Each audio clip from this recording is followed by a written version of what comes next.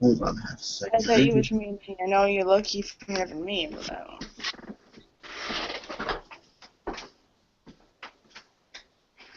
No, I wasn't being vain or anything. It just meant like I'm lucky.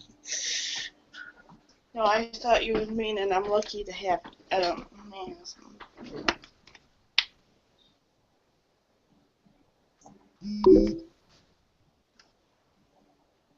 sorry. Alright. That's what I meant. I thought you meant to say that.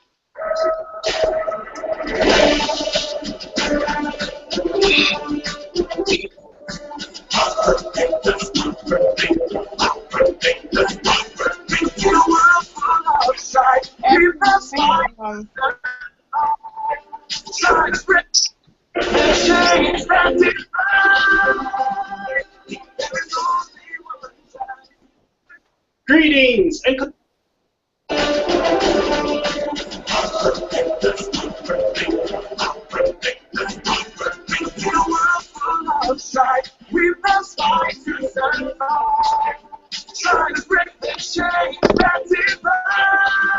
Whatever. Greetings and konnichiwa, and welcome to the Onyx Tavern's V-Log series on Power Rangers Dino Charge. And today we will have powers from the I thought you. past. Now, a couple of things before we actually get started here. First of all, we'll point out that I'm really... What? I thought you was meaning that I'm lucky for you. I'm lucky for you. But No, you're not lucky for me. yes, I am lucky for you.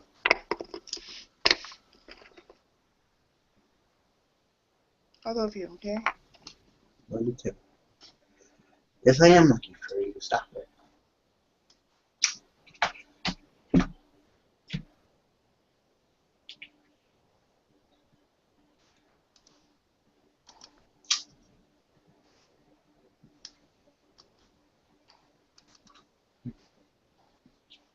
I am lucky for you. Stop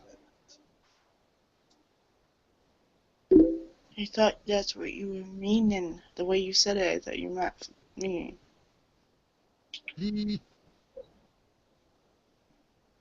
Maybe I didn't.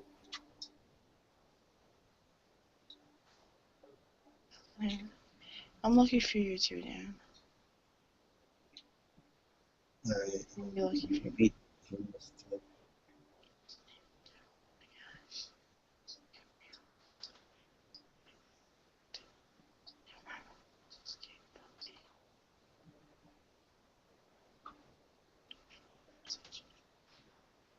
Why is it dark?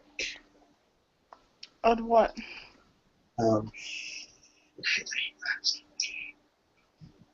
Oh. Shit.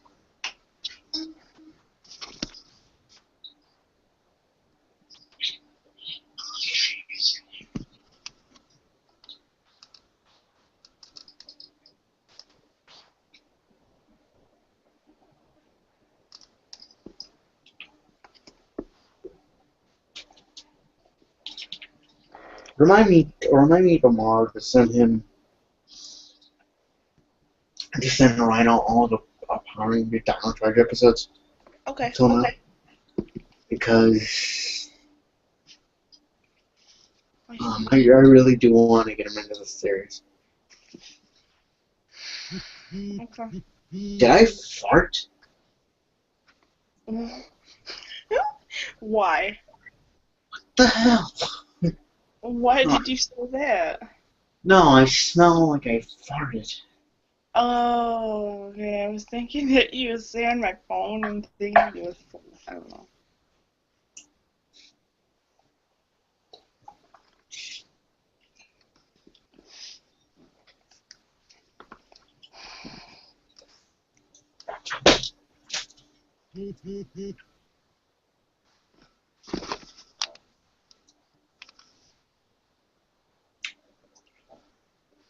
Let's see what still have here. Oh, wrong one.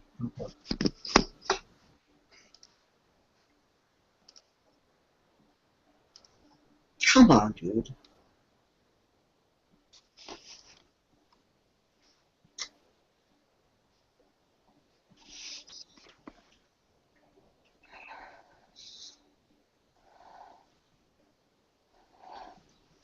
Here's the mainstream send you the episode.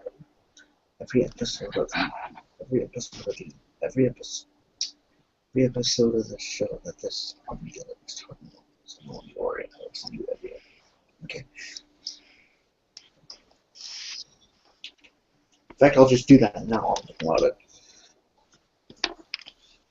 You know, Yes. Oh, yes. because I wait any longer, I'll forget. You probably should do it then.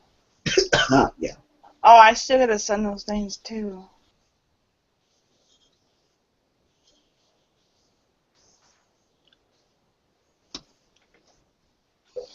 Well.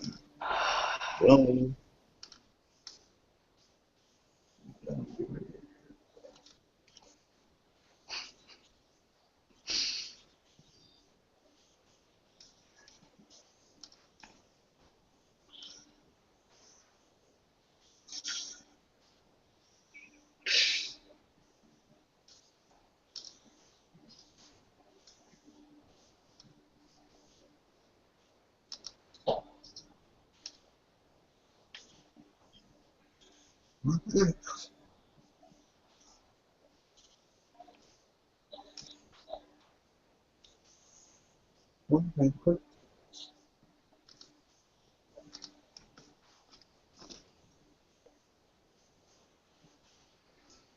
Let me see. Okay, this is not the one.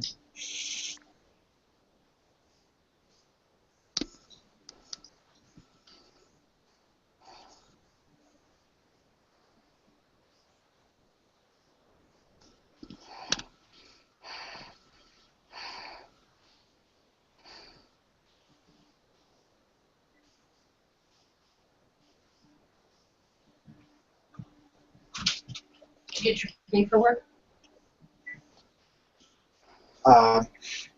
Get it tomorrow. It wasn't out. Or by sometime next week.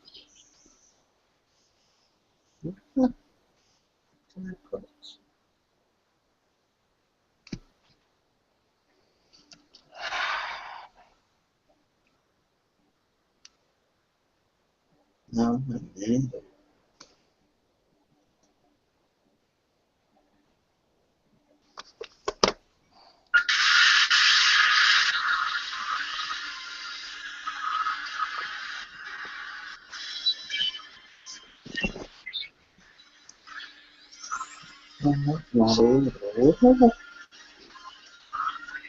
What did I put this?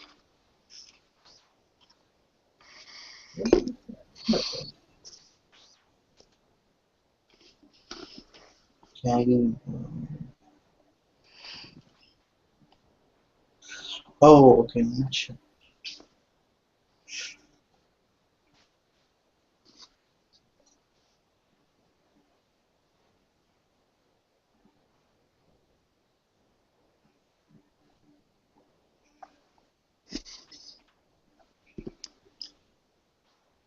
Chewing Strad gum will make you better at sensing danger. Animal husbandry. Rock stuff.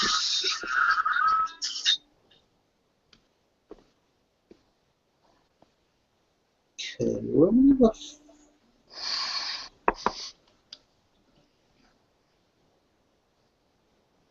I knew I liked something.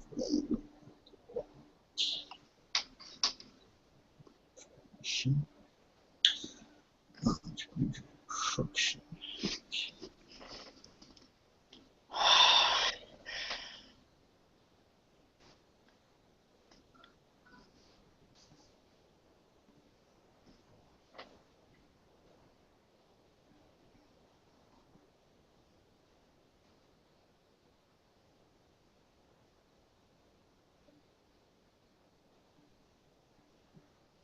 Joss.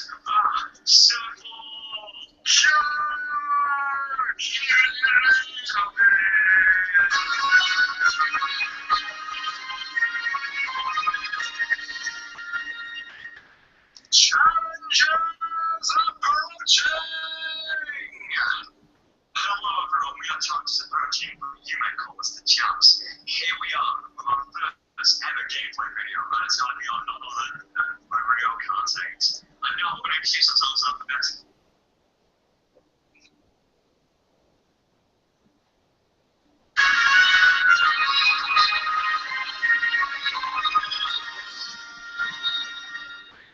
Challenges approaching!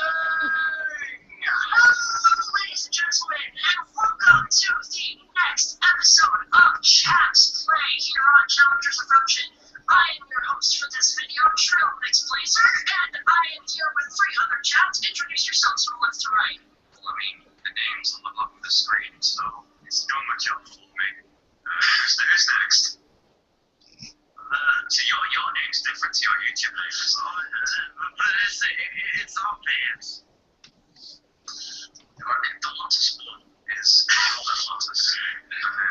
P4 is. P4 is, I am P4. That is my username, P4. So we got. So I'm sorry, we just got calculated, ladies and gentlemen. Joe explained that that guy, the Lotus one, I'm P4. We are playing PlayStation All-Stars, the second time I was playing. We adore this game, and Smash isn't online anymore, so it's as close as we can get for a while, so Smash 2, the upgrade is local now. So let's play. We're going to be starting these first matches on mains, so let's just let it on. Teacher, thank you. Teacher! Alright, we'll try not to zoom in on. Go on, Dojo, because that's the best stage. Yes, it is. With a Doge, the Kung Fu, like a Doge thing with a goatee beard. That's the Kratos and Smash Bros. Dojo. But this is a fun game. I feel like it gets too much hate. I mean, it's got problems. It's not well balanced. It has some issues, but I still think it's fun. You know? Yeah. Let me just check. Yes, okay.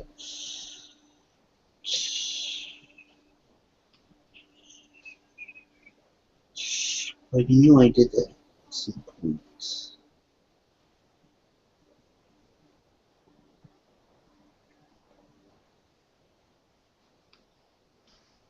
I knew I did something else.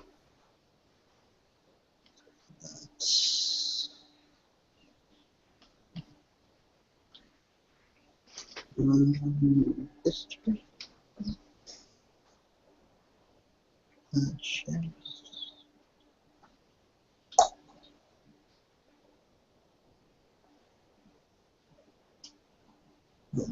No.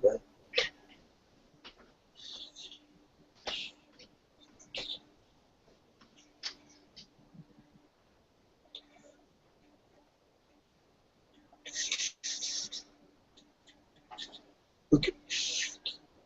No, that's not it.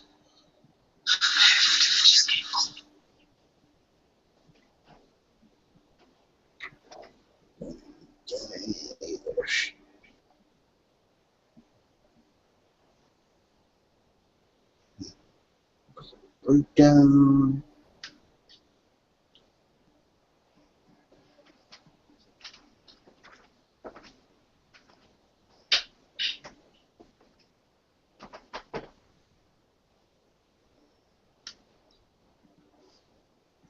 Just don't.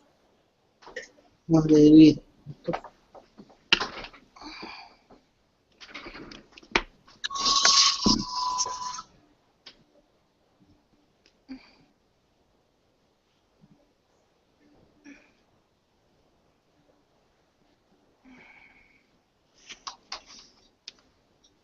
Okay, there we go. Finally, okay. We take great care with what goes into our chalice. Only maize, hops, barley, and water. Now, because water is so important to us, we partner with Water.org to help those who don't have access to it. Years ago, the evil sledge tried to steal the greatest power in the universe. Indiana Jones, an alien named Keeper, entrusted him to dinosaurs.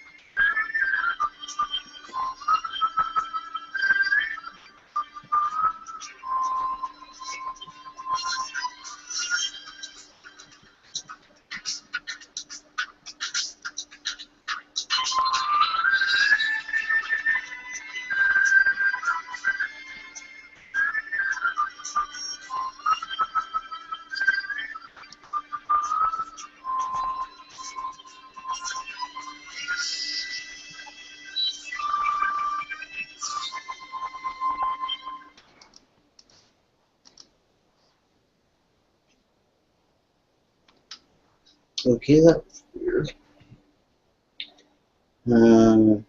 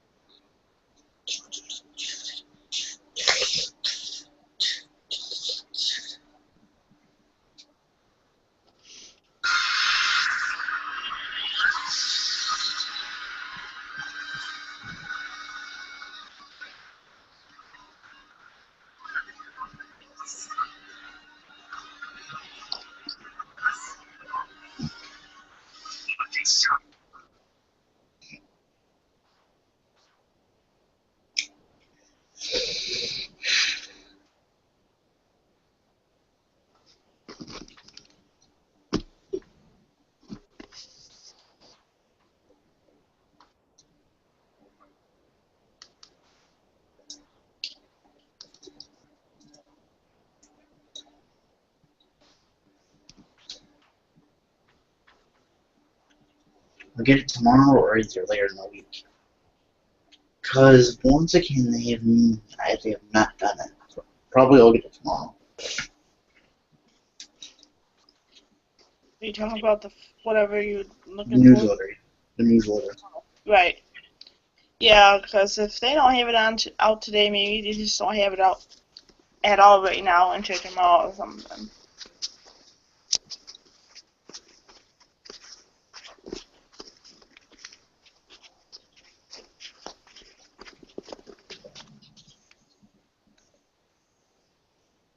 I'm going to send you something. And I want you to read, okay? Okay. After I send him all these. Okay. Because I just couldn't read it with the, My husband. Yeah, I'm going to send you all the episodes of that. My husband. My Yeah.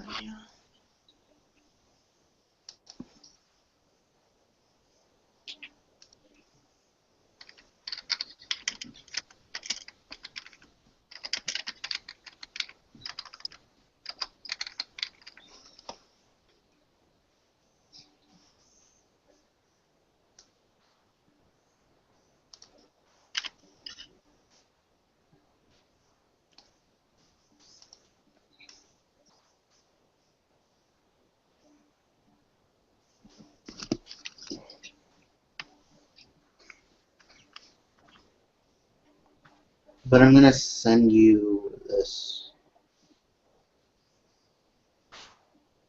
Because this is... I'm going to have you read it. Because I can't read it using the tiny screen because... I can always, What? I can always do.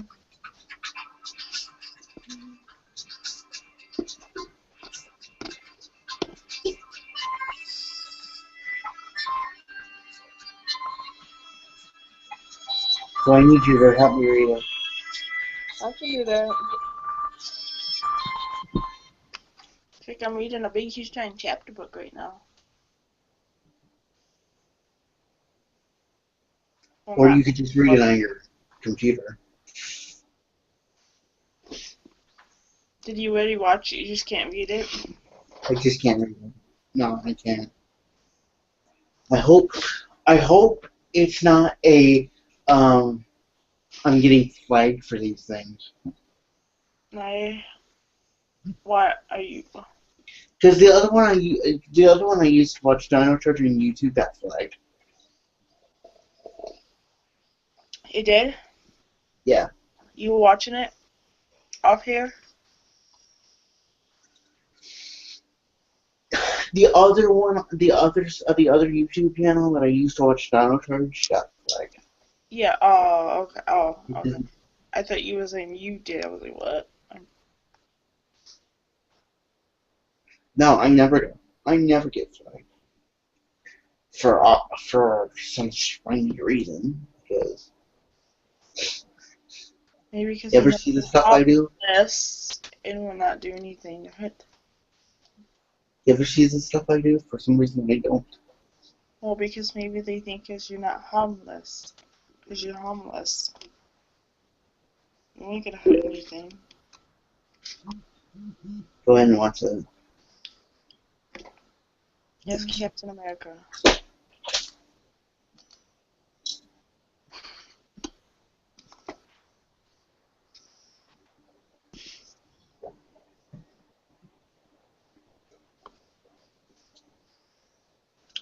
I have a movie review page on Facebook called Friday.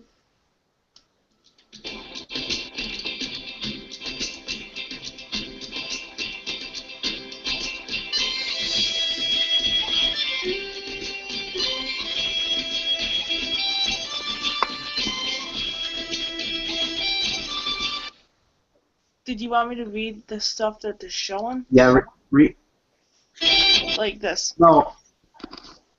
Read after the Facebook. Okay. What do you mean, the stuff that they're showing? Yeah, the stuff that Like it this? says. So I saw Forces Staring with Will Smith and Morgan Robbie. And wow, what a clever film this is. This is just to show how easy pickpocketing is if you know what I No, mean. not on the Facebook. I'm not gonna read his Facebook What? stuff. That isn't even anything new. What? Huh?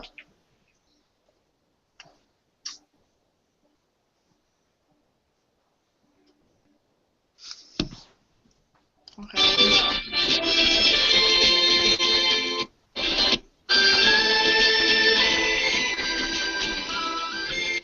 So every Tuesday I see a new movie, then review it on Friday at 12 p.m.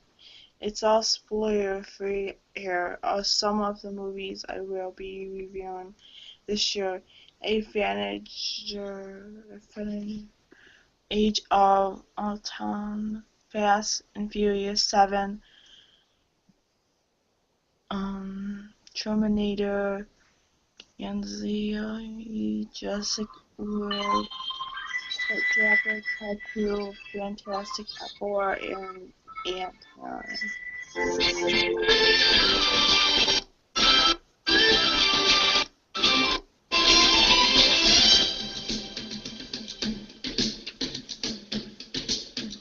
Okay.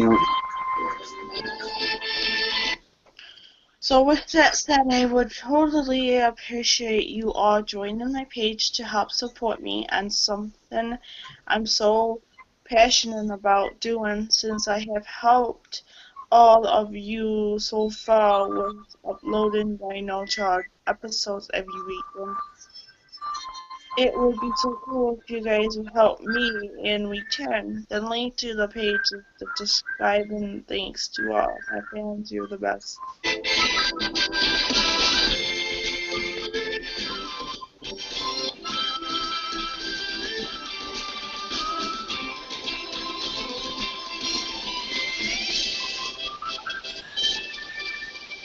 And subscribe.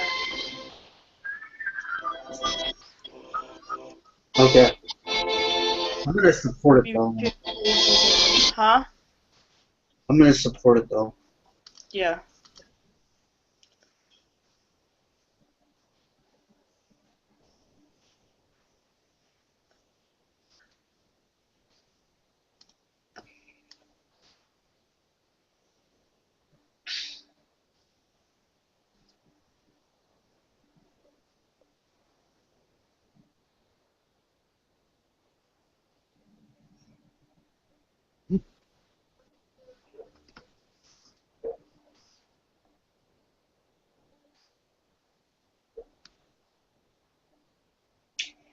I liked it. Did you? Would you mind liking it too?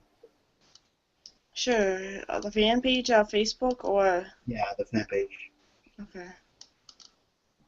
I can do that.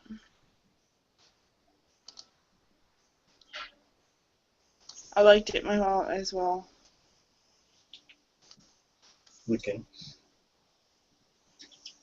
Because he's just asking people to like his page. You know what I mean? It's not a big deal. It's alright, Darren. You can do that. There's a page. Just like being friends with them, just...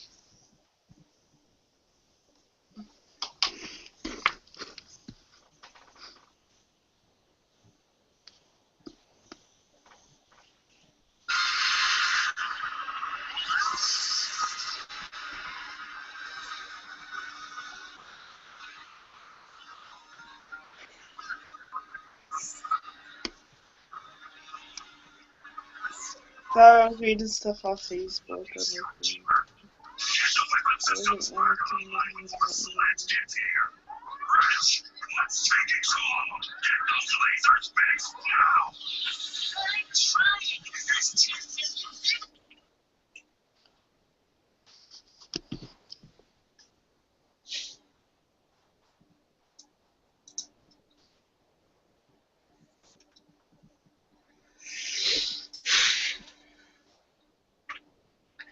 No, I'm like, I'll get it tomorrow.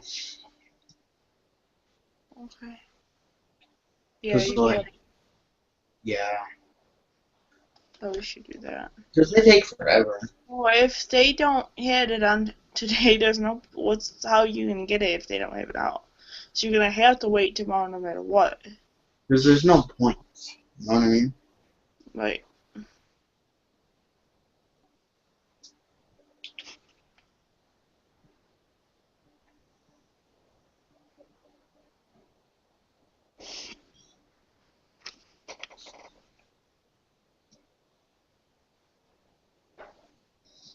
Hey, Miss Cubits is starting asking when you're gonna pop the question.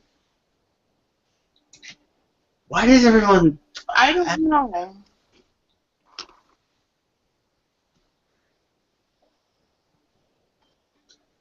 What did you tell her?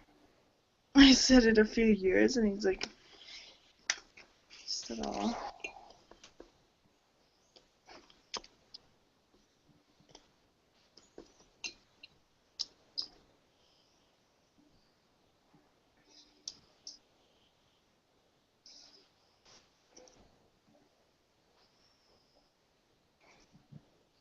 Do you have problems when people ask that?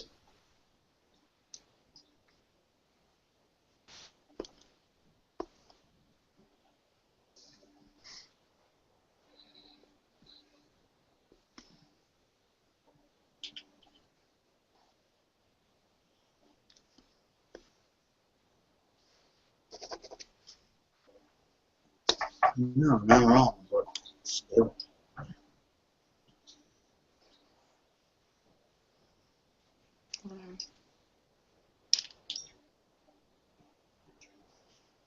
I don't either.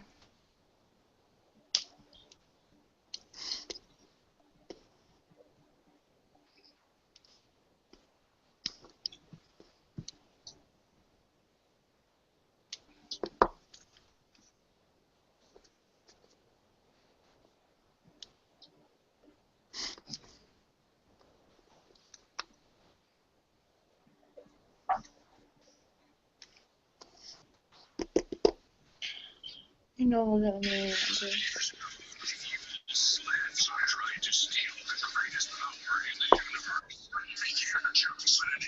I don't believe it.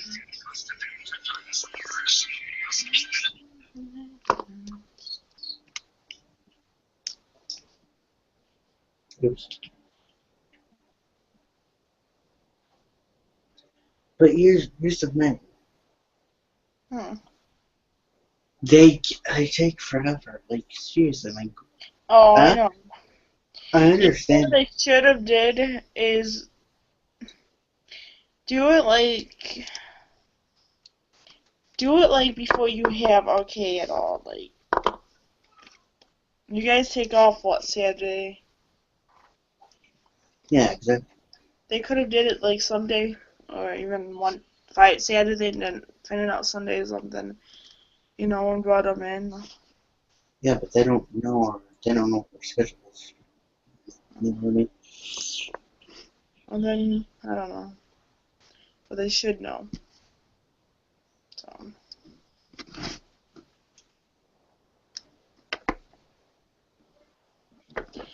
I told her you.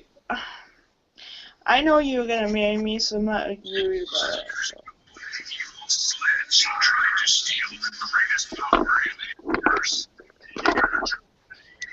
Keeper trusted him to dinosaurs. Keep you safe. As for Sledge,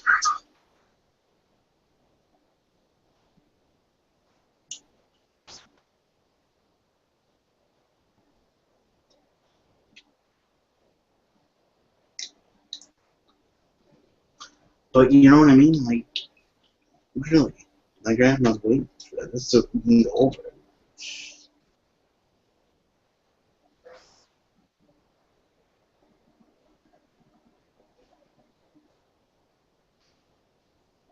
You know what I mean?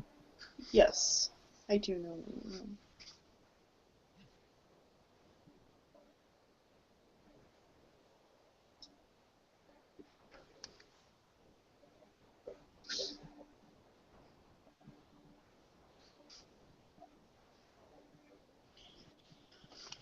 I know we're gonna marry one day, Darren. I don't have to worry about it.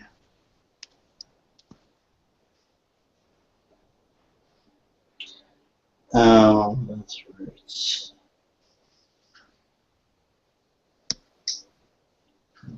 Right? Yeah. What are you saying yeah for?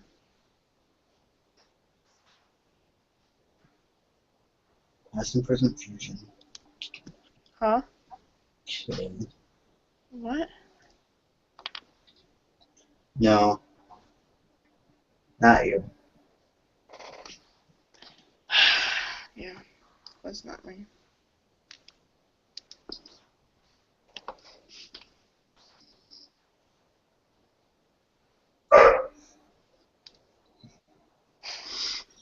You said yeah for something, so I didn't want to know why. I'm just responding to what you said earlier. Yeah, they should do What that. I said. No, I said I know we're gonna get married one day. I didn't say anything about that.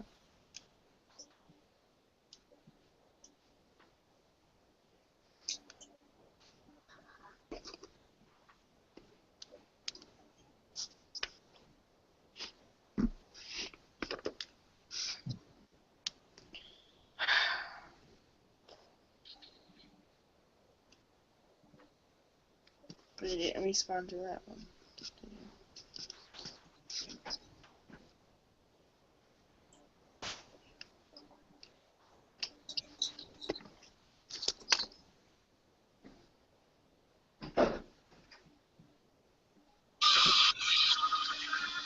So if you don't respond to anything I say.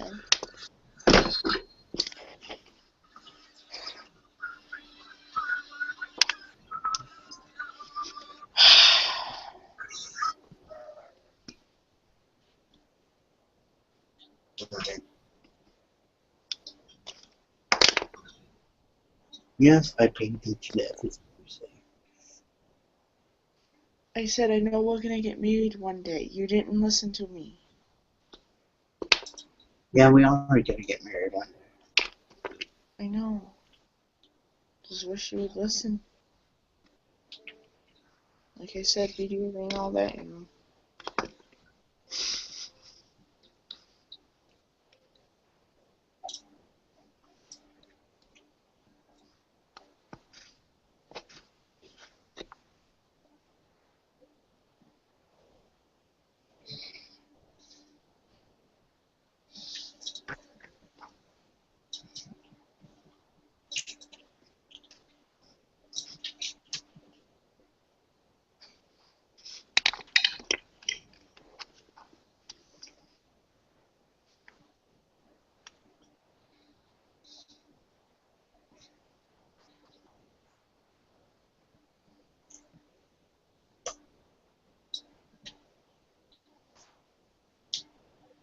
There you go. There you go. Power Rangers Dino Charge. Episodes 1 through 4. Let's chill this stream.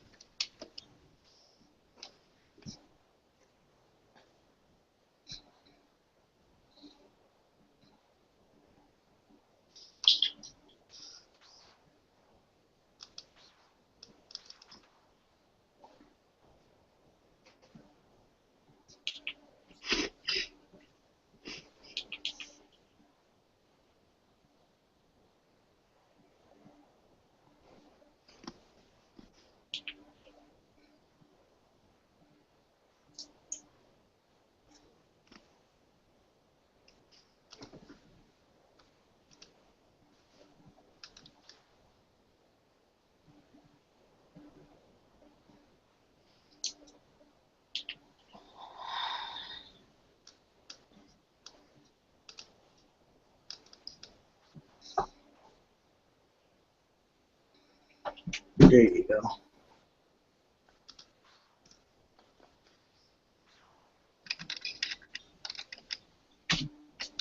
Really excited to actually do this vlog because what you'll see once I actually get into it. I will also point out I'm still not actually doing images or videos of myself because of the way that everything is over here. And I will attempt to do these a lot more frequently than I have been doing the ToQger vlogs. So I want to go ahead and apologize for all of that. But I really want to go ahead and talk about this episode. Nick.com just launched it. You can actually go watch it right now, so definitely go ahead and do that, and then you can come back and we'll talk about it together. And I assume you've already done that. So let's talk about Power Rangers Dino Charge, the first episode here. Because you know what? After dealing with the last, 6-7 years of really bad Power Rangers, this is like the very first episode that I've watched that I am genuinely excited about what's happening here. It was really good. I mean, I don't know how else to go ahead and say it. It was just a really good episode. And let's talk about why it was good and all that. I mean, first of all, let's talk about how this episode is structured. The first third of the entire episode is basically the prologue on how the Keeper, who has run away from our villain Sledge, arrives on Earth, transfers the inner gems to dinosaurs, and we even get how the extinction of the dinosaurs happened in the first place. And that first third is just amazing. It's all plot, but instead of being told through exposition later in the episode, as we get so many other times, it happens right in front of us. We see exactly how the dinosaurs became extinct, this struggle between Sludge and the Keeper, and the fact that all this happened 65 million years ago. What are you saying? To take care of the moth, so when spring comes, I can let it go. It was, I tell you, it was just really cool to go ahead and see that. Again, we're not going to have flashbacks or people telling us secondhand what happened. We actually got to see what happened here, and it establishes our villains primarily. I mean, we don't learn much about the Keeper and everything, but the villains. Well, let's talk about the villains real quick. I like this Sledge guy. He first appears in the episode, and he's like this big, growly, I'm the tough bad guy kind of thing. But then we introduce the Canderilla substitute, or her counterpart, I should say, and the fact that they're like engaged, and he has this soft spot in his heart for her. It's like, I guess it would be adorable. I don't know. He just, it's really funny when he kind of like, oh my sweet, what do you want? And he blasts the monster, one of the foot soldiers, for getting in her way while she tries to sing. It's hilarious. And then, she's like the typical, we're getting married and all that kind of stuff. It's almost like Marissa Tomei and Joe Pesci, almost. I kind of get that vibe from it. Let's also point out that it establishes a couple of things about the villain as well that I find interesting. One, we see all the monsters we're going to see later in the series are actually prisoners aboard his ship. He is actually a bounty hunter in the sense of what a bounty hunter should be. A guy who works for local law enforcement to hunt down bad guys. And he has all these bad guys on his ship. Now, somehow they're going to be implemented throughout the series and fight the Rangers and all that. But, the thing is, if he wasn't already painted as the bad guy, you would almost think he's the good guy in this episode. And I say that because he's captured all the bad guys. That is his job, to capture the bad guys. The only reason he's the antagonist is he's after the Keeper, who is established as the good guy, and thus the person chasing him is our antagonist, thus the bad guy. So I wonder if they're actually having some shades of gray in this episode about who he is and maybe his purpose. I don't know. It's just really kind of interesting that, he is a bounty hunter in the positive sense of what a bounty hunter is. So, really good on that. Now the second act, once we actually get to the present, now the thing is we are introduced to all the Rangers briefly, but this episode primarily focuses on Tyler and Shelby. Riley, I think, is seen in the background somewhere, but has no speaking lines. Chase is in there, Coda is in there. Coda has like one line. So we're not really going to talk about these guys because they're not important, but this is Ranger and our Pink Ranger. And what I love about this episode is that when I watch it, I don't see people acting. I see people doing stuff. And what I mean by that... Exactly. Because Super Mega Force and Mega Force, it might have been the way they were directed, That is, but their acting a little bit got better in Super Mega Force, but primarily it sucked. You know what I mean? Yes. That's true. I am not aware that they are actors in a television show. Because, unlike... Here's the thing. Neo Saban is getting it right now. I mean, instead of having characters that we're told things about, that have shallow personalities and stuff, Okay. we have characters. We have people who are... What? Are they talking about Dino Charge? You're talking about Dino Charge, yeah. Okay. And I'm thinking I might as well come back to this. Like, Okay.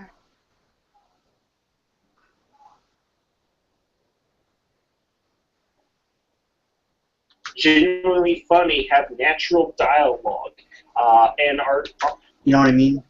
For Yeah. every episode, because he actually talks about it. Right. And I mean, I totally forgot to send you the I love you. totally forgot to send you Mr. Weenie Productions review Oh. of episode 5. I'll do that later. are appealing I on love screen. you.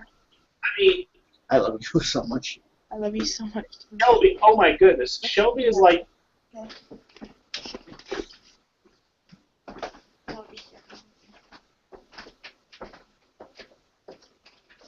the best female Power Ranger in years. I mean, look at what we've had to deal with in the last couple of years. The Gia the bitch, Emma the girly girl, peppy kind of thing, Mia who's bland, Emily who's kind of bland herself, and before that we got Summer, and I've said enough about Summer as it is. And before that, you know, was Lily, and I've said all things about Lily too. I mean, I think Rose was the last good female Ranger that we've had in terms of personality and character. And Shelby just comes off the screen charming and funny and cute and sweet. I just, it's so good. It makes me feel so good to watch this episode and feel that there's a real person there having real conversations. I mean, when she messes up the orders and everything, I love that. That was so cool. That was so cute. Again, it just seems natural. And we got Tyler. You know, Tyler doesn't come off as, again, another good actor. He actually looks like a damn human being in this episode. He talks like one. He does things like an actual person would go ahead and do things. I mean, I'm just really surprised. This cast... Yeah, I can finally talk about this because I've actually watched a few episodes. The actors in the series are very good. I mean, very good. You know? Yeah. Saman's actually getting it right, so. To that, I give you, you know, you're actually doing it. You're actually doing things right. You know what I mean? Yeah. Let's hope you don't, like, mess it up in the next season. See, it's so good so far. I really like these characters. I mean, And they worked well together. And what I like about this is, again, the other three Rangers really don't factor into the story right now. We only get to know Tyler and Shelby. And we get one more sequence in the entire episode, which in this episode used no Sentai footage whatsoever, which really surprised me. They had one fight sequence, and it was brief and to the point, and the rest of the episode was about character development and getting to know who our characters are. That's amazing. I mean, the guy that wrote this episode, I think it is Chip Lynn, and let me double check that. I'm going to go ahead and make sure because I don't want to give the wrong thing. I think it is Chip Lynn. I can't find who it is. But if I am wrong on that later, I apologize to Chip Lynn or whoever wrote this. But, you know, they were actually talking and yet doing things in very little action, and it was still entertaining, and it was still fun because we had good actors engaging us with good... Again, I can't say this enough. Good actors. You know? Seriously. Good actors. Oh.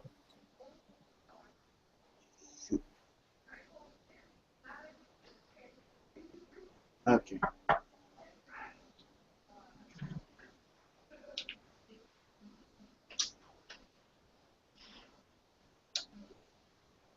But these are good actors, you know?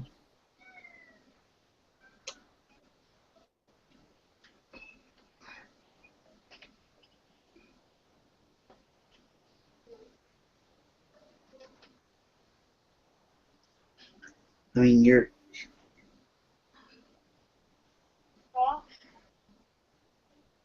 Okay. Okay, yeah. Yeah, but these are good actors, you know?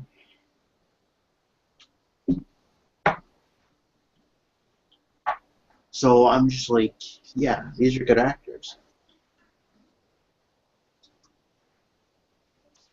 I mean, with good dialogue. I mean, you guys can just tell my tone, can't you? How excited I was. I mean, when I first saw on Nick, I was like, okay, let's see what happens. Let's see how bad this is and all that. And then I watched. I'm like, wow, this is really good. This was a really good episode. And again, it's minimal plot, to be honest. It's the first third is prologue and how the androids get on Earth. The second one is Shelby. It focuses on Shelby. She wants to go on a dig. She can't go. She hides away and gets herself involved in a monster trying to steal an air gym. And then Tyler, who's looking through a cave to help find his father where he went. And what's also great is they're not carbon copies of their Sentai counterparts. These are different characters. Shelby is completely different from Amy, and Tyler is different from Daigo. They're both, and the thing is, they're both equally great. This is what I'm talking about a proper adaptation and how you go about it. So far, and I may eat my words later on this, but so far the adaptation of the great. I really love it. Now, I will just mention there are only two small bad things in this episode that I don't like, that I just have a problem with. One, the CG. You would think it would be better. I mean, honestly, it looked pretty good sometimes in Megaforce and Super Megaforce. Not that saying much, but right now the CG dinosaurs and the Zords, they just don't look that well. The space stuff was pretty cool and all that, but CG, and that's a minor point right now because again everything else is so good. And the second is just prehistoric Earth that kind of bothers me because one, all those dinosaurs. And it's probably not worth mentioning, given that this is this has been established in a couple of other movies and stuff. But the T-Rex, the Stegosaurus, the Triceratops, the Pterodactyl, all those dinosaurs did not coexist at the exact same time. So they all should not be there unless we are fundamentally wrong about paleontology, which we could be. But that to me is a contrivance. But one that's easy to overlook. Along with that is when the asteroids strike Earth. It's not in the form of Pangea. It looks like the modern-day world because we clearly see the United States, clearly, basically. So they got the scientific details on that wrong. So that's a little bothersome. But again, everything else is so good that I keep giving it a pass. If this was an episode of Super Mega Force that was doing that, I'd rip it a new one for that. But again, this is so good so far. And again, we haven't even gotten to our Black, Blue, and Green Rangers yet. I mean, yeah, we got a little bit of Chase in there, and what we have with Chase is good. Koda was hilarious, even with his one line. And Riley, again, we just kind of saw him in the background. So, again, I don't know what else to go ahead and say. Go to Nick.com right now. Check out the episode. Watch it. It's a lot of fun. I can't wait for the next episode. This is the first time in years. I mean, probably since Wild Force, I've actually been genuinely excited for the next episode of the series. That's probably the last time I've ever been excited for that, and really that last time was when Forever Red was about to air. So that gives you an idea of how long ago I've been excited for such a thing. So that's my thoughts on Powers from the Past. Again, go watch it, and next time, I just hope we continue this and it gets better. So there we go. Thank you for joining me. Have a good evening. The tavern is now closed.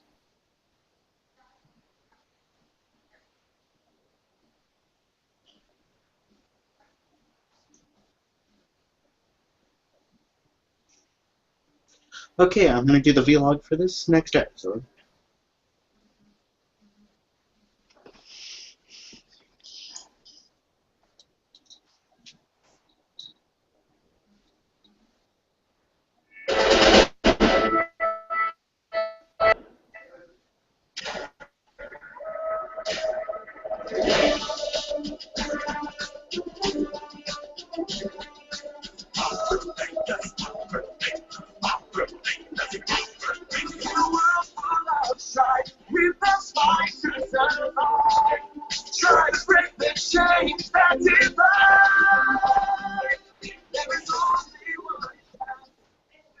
Greetings and konnichiwa, and welcome back to the Onyx Tavern vlog series on Power Rangers Dino Charge. Today we are going to be discussing Episode 2, Past, Present, and Fusion. So again, Dino Charge is already out to a very good start. I really enjoyed the first episode, and I really enjoyed this episode as well. Probably not as much as the first episode, but the first episode was kind of like the first fresh breath of the day when you've been stuck in the house all day, basically. And this is just a continuation of it. It still feels good, just not as good as that first breath that you take. But again, I thought this was a pretty good episode that we had. Very good continuation of the story, and it really doesn't even end with a resolution to anything, but more of a establishment part of the status quo. And what do I mean by that? In this episode, all 5 Rangers get together, they morph, they fight the monster, win the day. And that typically does happen with a lot of first and second episodes of the series, but the episode doesn't even establish the other Rangers' Zords at this point. We haven't established a lot about Sledge outside of what we saw in the first act of the first episode, and a lot of things just haven't fully come together yet. I would go ahead and say that the third act of this episode seems a bit rushed from what we've had for at least the first 2/3 of this episode. And there are some bad things I'm going to go ahead and talk about, but not so many bad things, just things that just don't flow very well, that probably need to be worked on as we go along. But let's talk about the good stuff in this episode. First, the teaser was really good. When we actually get to the teaser, this is the introduction of our character, of Riley, our Green Ranger. And I think one of the criticisms I've had of Power Rangers being filmed in New Zealand is they don't take opportunity or advantage of the locations that they have. We have the standard quarry, we have a city shot, we have a lot of interior shots. We don't use the environment to its fullest potential. That being said, this teaser with these beautiful kind of sweeping shots that they have, the craning shots and the lighting that they have just on this little ranch where Riley and Matt live, it was just really good. It felt like I was watching something that took place outdoors. The biggest issue you have with a lot of television shows is that you can tell they all take place indoors, on sound stages, on backlots, and all that. But I really got the sense that we were, outdoors in a large, unrestricted location here. So you got a good vibe with it too, and the lighting was really good as well for this entire teaser, especially when Riley is in the barn working on his fencing. Which, credit to the episode. What I was really concerned about, we talked about this in our casting information, is that the casting information really didn't talk about Riley having any type of sword skills, and if it's going to match the Sentai footage, he has to be a swordsman of some kind. And this episode firmly establishes that he likes fencing as a hobby. Great! I love that idea. So that's the first thing they introduce with his character. Then when he gets his Energem, he fights with a sword. It's all established. So by the time we actually get him into the Green Ranger costume and he's doing those sword moves, we believe it. And I like that. So that's a very good foresight on the character, on the development of this character by the writers and the production team. Along with that, the fight that he has with Fury with the sword, that's pretty cool because it's even a kind of a turn on the sword and the stone thing. Basically, Riley's gets this metal rod or something that he finds in the woods. It gets embedded into the stone, and he tries to pull it out to continue to fight Fury with it, and it gets powered by the Energem to become, the Dino Charge sword, whatever the name for it is at this point. And he's able to pull it out and fight with it. So it's a new turn, I think, on Arthurian lore and the Sword and the Stone, and even when you look at Lost Galaxy, how they pull the swords out of stone. This is a little bit different, a little bit refreshing. So I really kind of like that. But again, the teaser was very well done.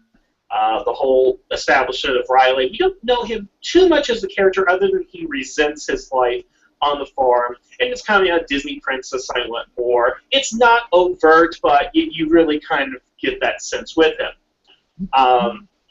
Just kind of when we continue on here, he meets up with Tyler and Shelby, and something very interesting happens in this. I'm not going to call too much attention to it or a lot of criticism to it, but I'm just really kind of confused on this point. So basically the three come upon a couple who's been in a car wreck. A car wreck where the car is flipped over, the wife has gotten out, but the husband seems to be stuck in under the car. Like the car is on top of him. I had to kind of rewatch it. It was a little hard to see. But he's kind of stuck in the vehicle. And yeah. I have a point on that. How the heck does that even happen? Like the wife gets out of the car, but the husband is stuck on the underside? And I rewatched this episode, when I first saw it, twice. And I still don't understand that. They got to go ahead and help him. And instead of pulling him out, they got to push the car off of him. But what's really hilarious about this is that the car is actually leaking gasoline, so they got to get him out quick before something happens. And the Energems empower them so much that they put the car into the air and it explodes in the air. And it's just hilarious. But I couldn't help but ask myself, what kind of accident did this couple get into to where the husband is under the top of the car? Because the car is completely flipped upside down. Yeah. Yeah. To my point. I don't get it. I don't understand that either, Darren. And for any of it to make sense, what happened, he had to be under the top of the car. So again, I'd like to know what type of accident happened here. I almost thought it was a setup by a villain. We've seen this before. Some sort of setup where they call out the Rangers and they come and help and then they ambush them. Because it just seems a very odd thing to to go ahead and see. But again, I'm not going to dwell on that too much. I just thought it was funny. The CGI cars flying up and explodes in midair. Kind of an interesting action beat into our first act. So anyway, they get back to the museum, and everybody gets together. We find out that what happened to the other two inner gems with the characters of Coda and Chase. We find the Keeper is still alive, and that Dr. Morgan is running the whole show, basically. Now, she does something kind of interesting in the episode. I want to draw attention to that. I want to draw attention to her and her relationship with Shelby specifically. So when Tyler, Riley, and Shelby all enter I guess I'm going to call it the Dino Cave for right now, she is able to state to Tyler and Riley why they were chosen for the Dino Gems. Or, the Inner Gems, excuse me, why they were chosen to wield them. However, this is the first time that they have met one another, basically. Morgan has never met Tyler before. She's never met Riley, but somehow she knows why they were chosen to bond with the Inner Gems. That's kind of suspect as it is, but maybe we'll find down the line something else that they'll attribute to this. What that is, I don't know, but it just kind of doesn't make a lot of sense that she would go ahead and say that. Then she comes to Shelby, and she basically says, I have no idea why the hell you're a Power Ranger. I don't know why. And she completely disrespects Shelby in front of everybody, basically. I mean, in the previous episode, when Dr. Morgan was there, she basically said, you're not qualified for this, we can't take you on the trip. And that was justifiable, given the circumstances, is that she didn't know anything about dinosaurs, she was a waitress, she didn't have a doctorate, she didn't know anything about this. So that kind of made sense. But here, she just really lays the smackdown on her, if that's the appropriate term. And then she even says, something to the effect that you're a waitress, I don't think you can be of any help. Again, very disrespectful in front of everybody here. So, I think off the bat, I don't like Dr. Morgan. Yes, I know she's going to end up being our Purple Ranger late in the series. And, compared to Yayoi, I like Yayoi and her personality. But these are two different characters. I understand that. But what I am hoping is that, first of all, Dr. Morgan talking down to Shelby gives her incentive to be better than she is. And I really like that. And that plays up well in this episode. And I would like to see a dynamic between these two throughout the series, because you got the only two females on the cast, basically, and they're butting heads with each other, which I do like, because they're not friends, they're not buddy buds, they're not chums and all that. Shelby's trying to prove herself to Dr. Morgan, and Dr. Morgan doesn't care for Shelby because she doesn't think she's qualified enough to do, anything outside of being a waitress. And, of course, keep in mind, Dr. Morgan's kind of right, because Shelby was pretty bad waitress in our first episode. But I want to see this dynamic continue. I want to see eventually Dr. Morgan respects Shelby for what she does. And I want one of the driving forces for Shelby to be not so much to win Dr. Morgan's approval or anything, but to prove Dr. Morgan wrong. That's what I want to go ahead and see. That's what I hope we're going to go ahead and get as the series does progress. Now, we get some more speaking lines with Chase and Coda in this, and the thing is that we've already kind of got established traits about them from the first episode, but we don't really learn much more about them. But also credit where credit is due. Their character personalities do fit in with the Sentai footage. So Chase, even though the dialogue is a little bit off, does say that he's a hot shot, and that he's got this cool vibe to him in a way. So fits in with Black Ranger footage. Coda is a caveman, which has not been established yet, but given the way he talks and the way his strength is being emphasized here, even the line about the Bronto Burger, which I think is great because it's a Flintstones reference to a caveman character, his use of strength fits well with the Blue Ranger footage. Of course, Shelby being the girl, I guess it fits. I don't know. Tyler doesn't really fit into the Daigo mold just yet, but I think the footage was kind of generic enough for them to kind of get away for it away with it in this episode. So I imagine that one of two things will happen is that Tyler will either become more Daigo-like as the series goes on, or the footage will just not match. And knowing Neo Saban, that might be the case. I don't know. We'll see where that takes us. A couple of other things. They do a lot of talking in the fighting sequences. That hasn't really changed. I really wish that's something that would be changed here shortly, because I don't like it. They're yelling out things the entire time they're fighting. Sometimes done this a few times, but they've kind of gone away with it. They've kind of gone back on it a few times. But it's really become an annoyance within Power Rangers. It was really bad last couple of seasons, to be honest. And also, if you will notice, when you actually like freeze frame when they're putting the Dino Chargers into their morphers with their guns, whatever and stuff, you'll actually notice that they have their English equivalents and not the Japanese ones. So the red Charger actually says Tyrannosaurus Rex, which I am so thankful they have done that. Because for those of you who watched Megaforce, you will see that all their cards will still have the Japanese on there. They'll have the Japanese language and the Japanese names for whatever it is. Somebody could not be bothered to reshoot that, edit that, Photoshop it, whatever. But they learned their lesson, and I really like that. So now all the insert shots have actually been American insert shots with the appropriate names of the new gems, or chargers. So I really appreciate that. It's the little things like that that are making me really enjoy Dino Charge now.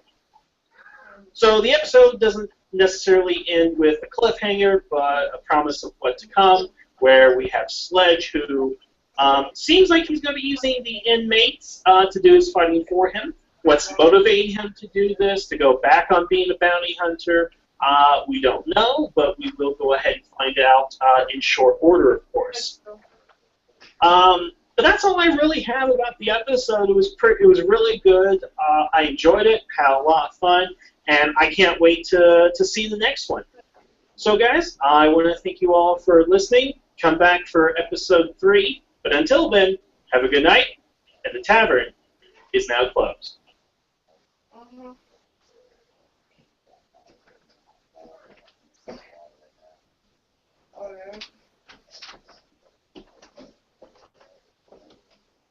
Here you are. Anything I can do to make your stay more magical? Really wish we could have even more part-time. Have dinner with the princess? I want to ride the monorail. Okay. Back in time for fighting fireworks. Let me see what I can do. Stupid, come on. When you say this, you get the most out of your vacation and your family. And now you'll save up to 25% off select Walt Disney World Resort Hotel.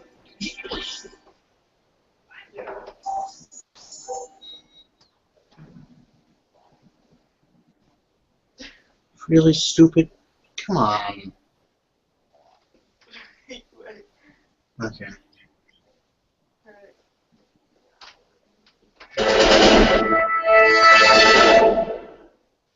Bye.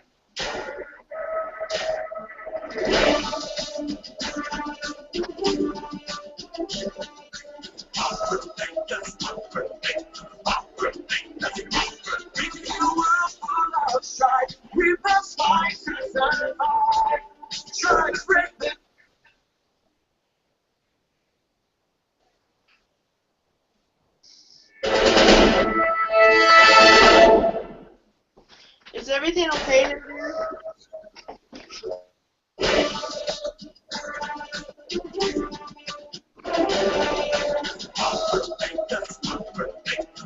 Darren. Yeah, I just hit an advertisement. Oh. Yeah, Okay. I just hit an advertisement. I didn't mean to, but I hit. Okay, future husband. Okay, future husband. What? Okay, future husband.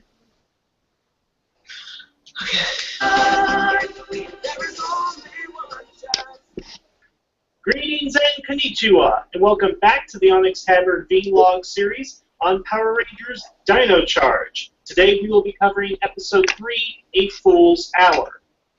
Now, I know I've been gushing a lot about Dino Charge in the last couple of weeks, because honestly, the first 2 episodes were really good, really enjoyable. Again, something fresh after what I feel has been 6-7 years of just disappointing Power Rangers. That all being said, I think we've kind of taken a slight dip here in the 3rd episode. And it's not so much about the quality of the episode, but the fact that the episode raises numerous questions. What'd you say? I said, okay, future husband, and you didn't do nothing but and left. So, if you want me to say that again, it's whatever, you know, I won't say it. Okay, future buddy. I didn't get what you said. By this point in the franchise, we really shouldn't be dealing with stuff like this. And I'll go ahead and talk about that. But let's talk about the good things in this episode and just some interesting things that I like. I love you. I love you too. Here. First of all, the Fool's Hour is in reference to the plot of the episode, which is kind of, I wouldn't say clever for our villains, but it's the logical thing to do at this point. So, as we've established, Sledge is a bounty hunter, and he has a number of prisoners on his ship. Now, the way he's actually utilizing them is kind of smart. We know that Sledge obviously wants to get the bounty for these guys, and it's going to make him rich to do so, which seems to be his motive for really doing this. It seems like it's more profit than it is. Doesn't matter. I want to see if it doesn't matter.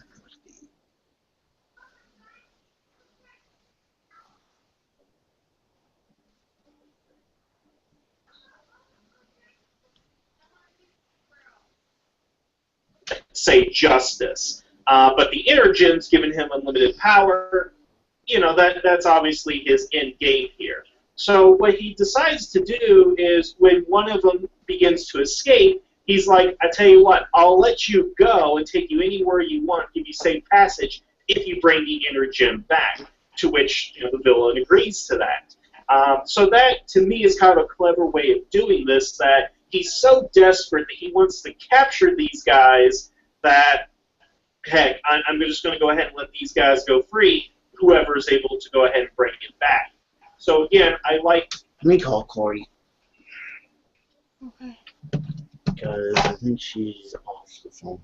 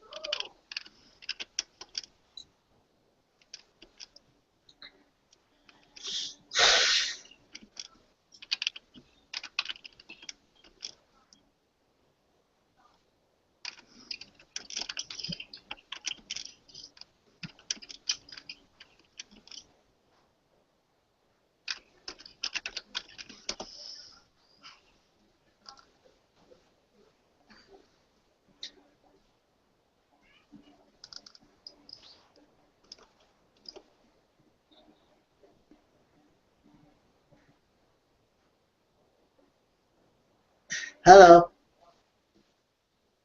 How you doing? Good. Sorry that I didn't call you right when I got home. I'm working.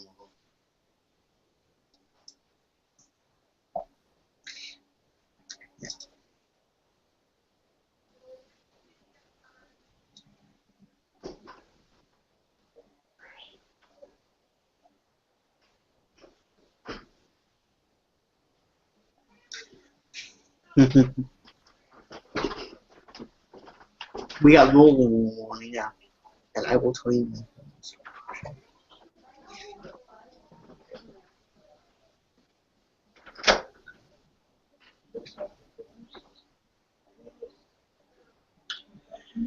I remember seeing something, but what happened?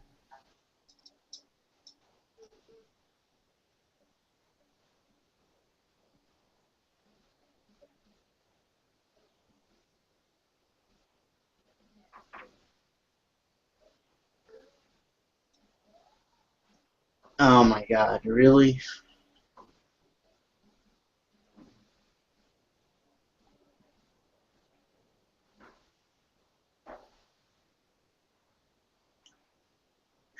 Like the whole thing about is it a independence thing or is it like I want to help you?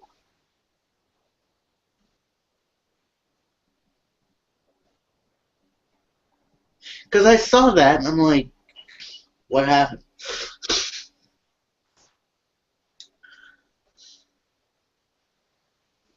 Yeah, yeah. So was it like, was she telling him like, was she telling him like stop? You know, let him do it, or yeah, stop or let him do it. Yeah.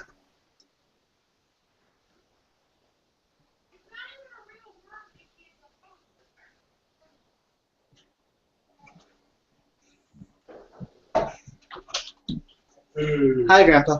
hey there. Hey, how you doing?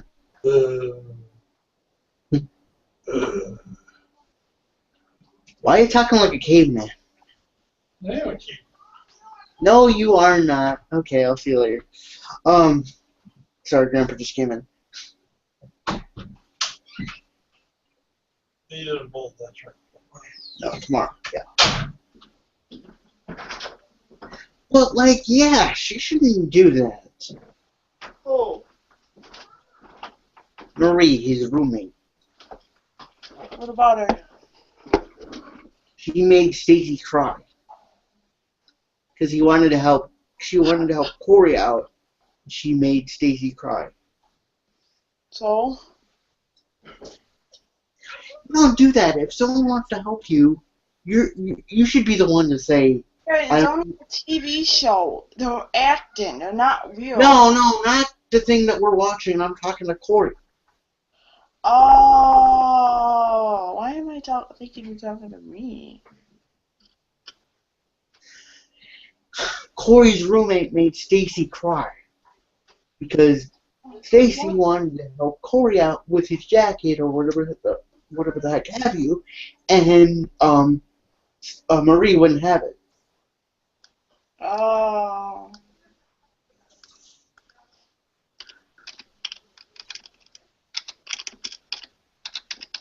Sorry, I kind of upset about something right now.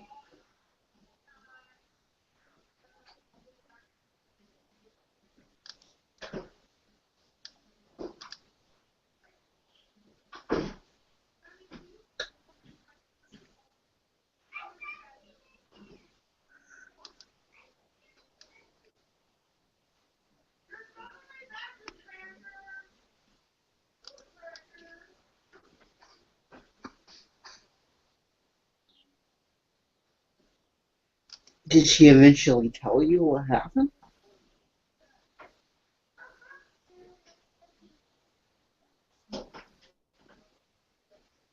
Because it makes people cry.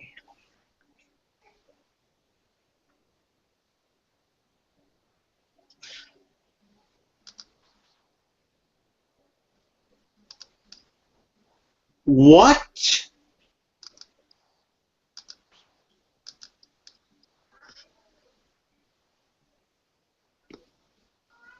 What the hell?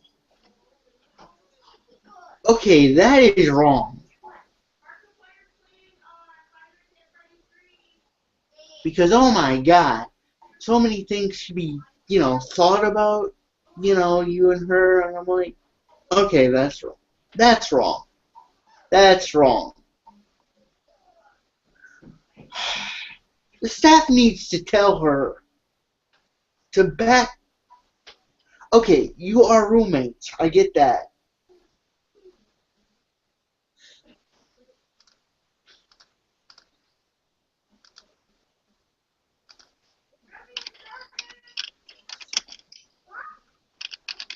Oh my God.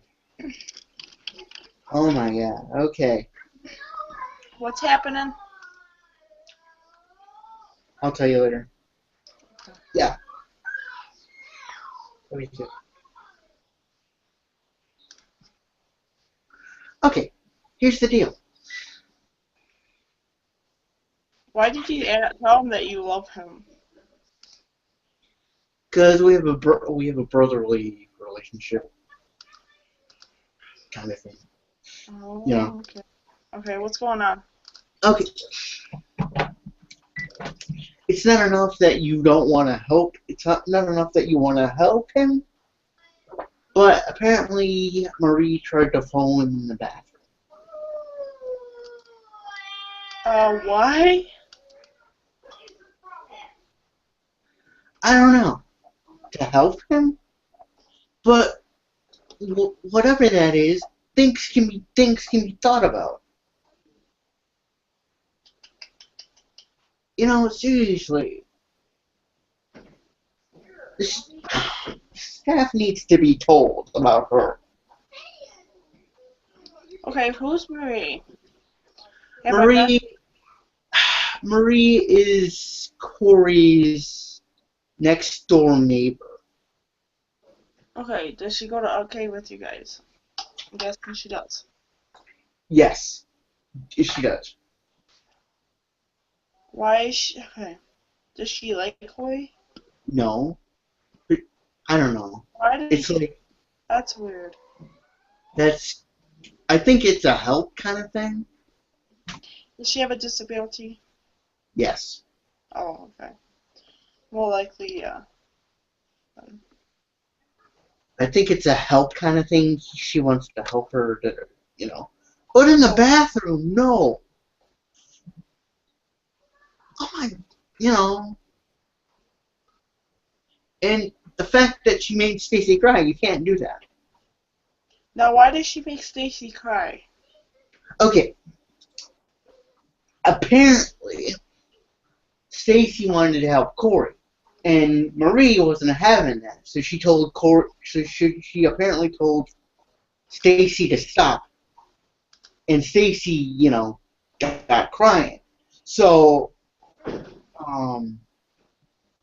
one of the other consumers said, "Stacy wants you," and Corey went over there to see what Stacy wanted, and apparently Stacy had tears in her eyes.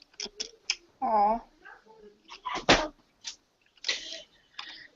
Beth told Marie that, you know, Stacy's able to help Corey. You know. Right. You know. Right. But I'm thinking it's a help that she wants to help her. She wants to help him because she tried to go in the bathroom. Oh, okay. I forgot when I was starting talking to you, I forgot that you were talking to him. I forgot and totally, completely, like, lost my thought of track. So. No, I wasn't talking about the TV show. I was talking. That's why I was talking. Like, that's why I thought you were talking. I saw what happened, but I thought you were talking about the show, and I was like, dude, they're just acting. No. But I saw what happened at Arcane, and I'm like, really? Oh, and you wanted to know. It went over my head till he mentioned something. I'm like, Oh. that should not happen. Because you know how Stacy is with Corey. Like a brother or sister kind of thing. Right, yeah. You know, helping him with a jacket and stuff like that. Right, yeah. But like, so what do you mean if I help you with the jacket, what does that mean? yeah, like you and Remy. I said, when I help you with your jacket, what does that supposed to mean? Yeah. What's the problem there? I'm saying, like... You're helping me as a girlfriend. You know? Yeah, but you said they're friends and all that. I thought they were dating. They're not. Oh. That's what I said. That's like, what do you call me? Helping her as a friend. She's helping her as a friend. Then what do you call me when I help you? Girlfriend. Yeah. I had a special name. But Corey has like he can't like put his, you know. So I have you help him, just to help him, you know. Oh, me? Like Yeah. when you're there to help them, you know. Right. But anyway, that shouldn't happen. To make another person cry like that. It shouldn't happen, but it does. And Okay, they she has they a disability, Darren.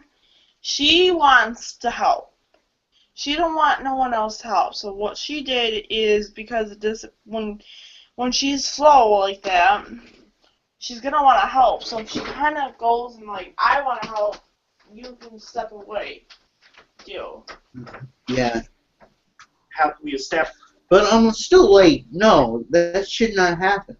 I know, but that's how her disability. And I have people help me all the time. I have like Danielle help me with my jacket when we have like Okay, Danielle. Dinner time, demon. okay. Okay, Can you Danielle pause? Hugo. Can you pause? Yes. I'll tell you in a voice. Okay. I love Okay. you, baby. Yeah, I'll tell you in a voice recorder. Okay, I love you, babe.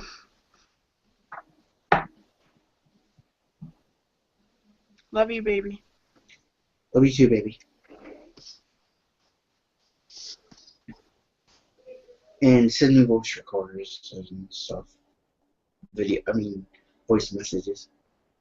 If I can find my phone.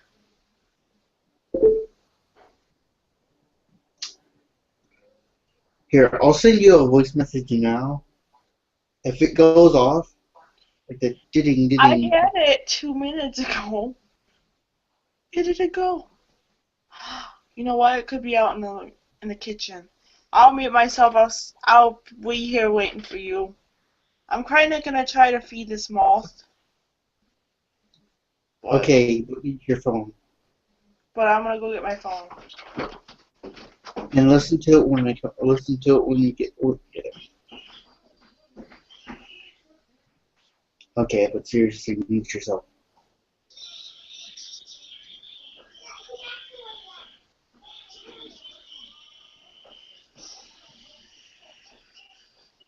Jarvo. Danielle. You want me to like mute myself too? You want me to like mute the sound? Yeah.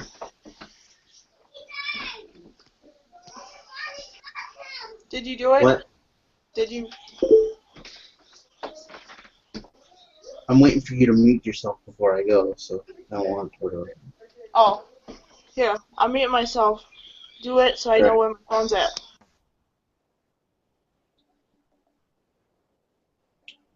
Okay.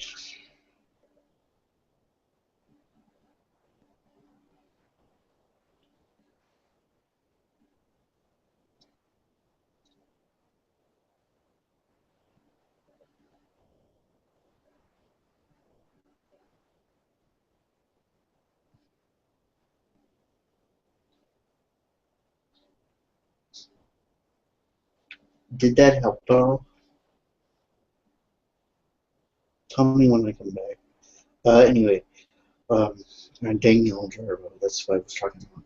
She helped me with my jacket, like when we have exercises. She helped me with my jacket when we have exercises and stuff. So, you know. Anyway, be right back.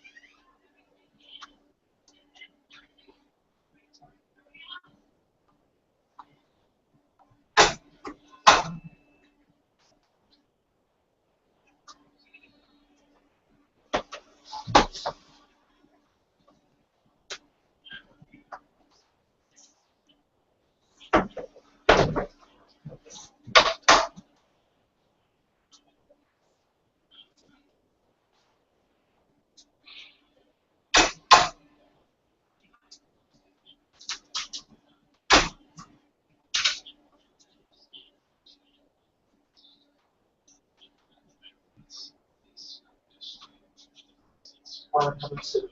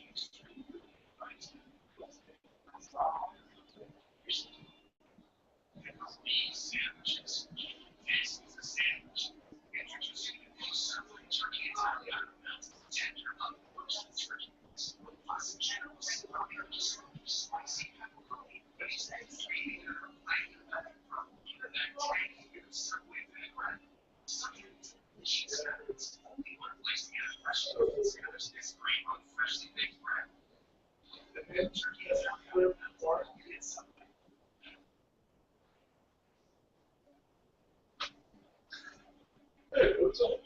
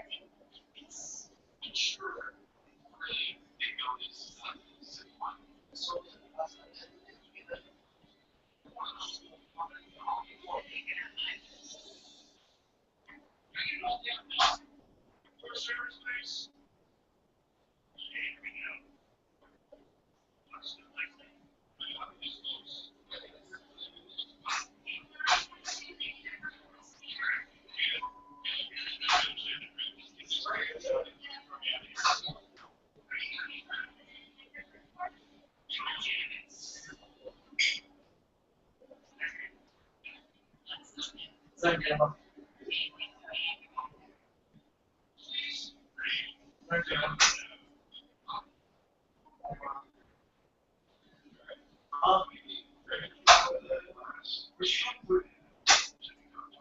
No.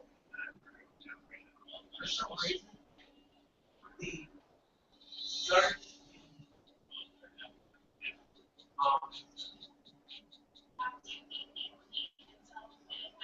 he said he was dead. He garnished the silence. But what is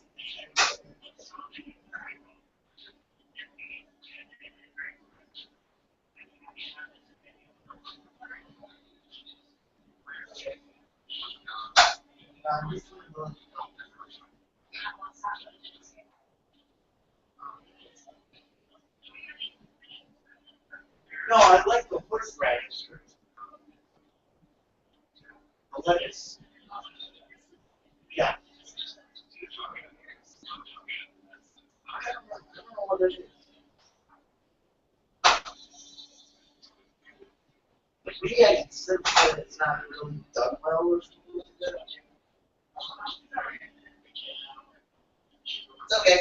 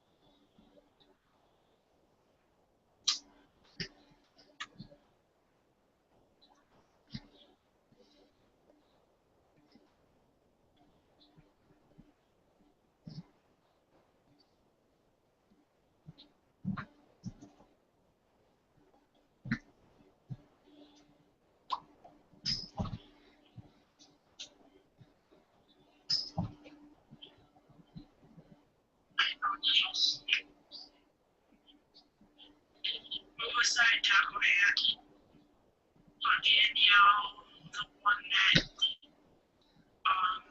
with the boyfriend deal that kind of cut swords on her nose. Was that a different Danielle? Yeah, that's right. Yeah, that's right.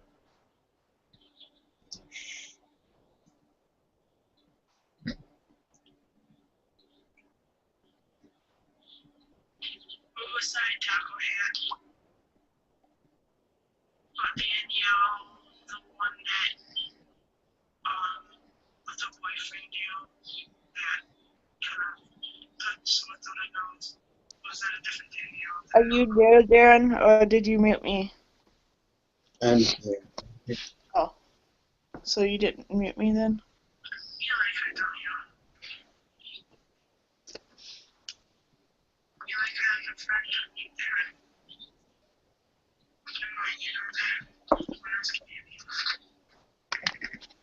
Yes, I like her.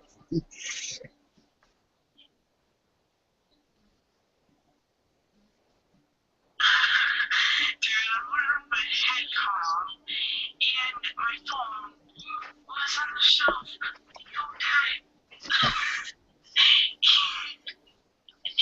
you know what that?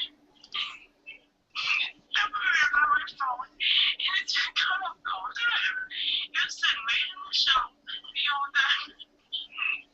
And I'm freaked out about it. What's going on? I even had my mom call me. And she calls me, and my phone goes off. I was like, that whole time.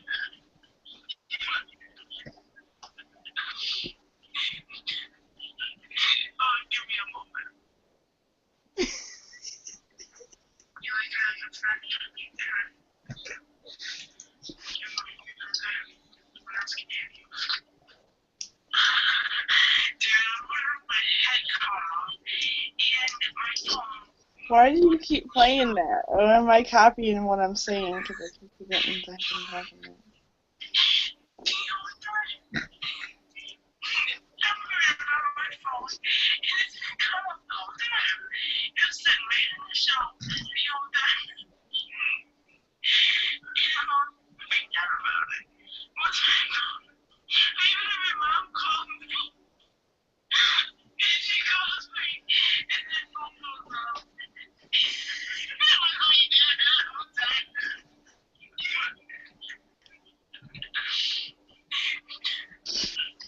Oh, give me a moment. You're What is- silly. No, I was serious freaking about my phone and was sitting right there on the shelf. I just thought it was funny because of the sign actor. Why do you keep copying those or keep redoing those when, or are you just trying to look for video things?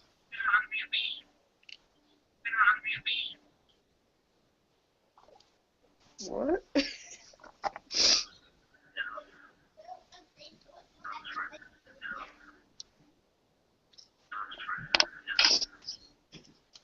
You there, Darren?